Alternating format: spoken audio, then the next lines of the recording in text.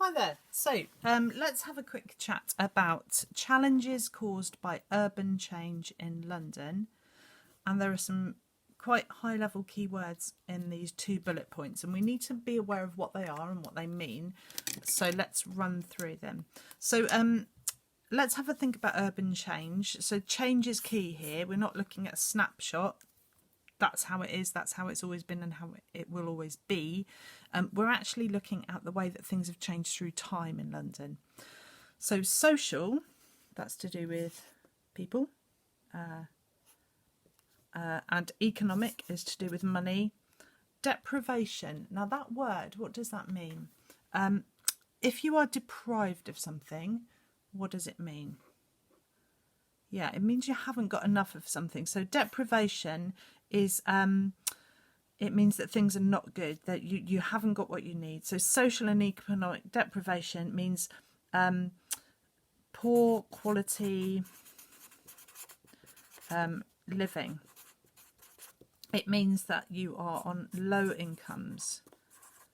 It means that if you're deprived socially, maybe you haven't got the right services, you haven't got so lack of services such as maybe sports facilities, good education, health, housing, good quality housing, and so social and economic deprivation. These are low income areas that don't have good services, and this links directly to the next bit. Inequalities. So if something's not equal, inequalities in housing, education, health and employment. So if we just look at those 2 key points, and let's just sort of imagine an example. So maybe we've got area A here and area B here, and they're all in London. Both of them are in London. And maybe this area here has some housing, but it's quite small. So housing is cramped. Maybe it's not very well made. Maybe the rooms are a bit damp. Maybe there's some mould in the bathroom because it hasn't been looked after properly. Maybe there's high unemployment in the area. Maybe the schools aren't very good, so there's poor education there. Maybe there's a lot of illness in this area. So this is an area that is suffering from deprivation. It's a deprived area, and you can look up the multiple the IMD. So you can look up the sort of deprivation index of multiple deprivation, IMD. If you look online, you can find that for the UK.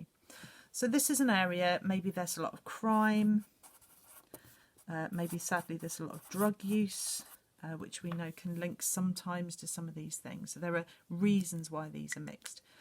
Let's have a look at area A. Now area A could well be an area where incomes are pretty good, higher. Most people are employed. There's good schools. The schools in this area tend to be good. We've got good, facilities, sports clubs. It's attractive. It's an area that people want to live in. We've got less cases of poor health. Now, if you think about these 2 areas and come back to the word change, why does this happen? Why does this happen? So sometimes what happens is if you've got an area like this, imagine you lived here and there was any chance that you could move into this area, would you? Would you move? And a lot of people would.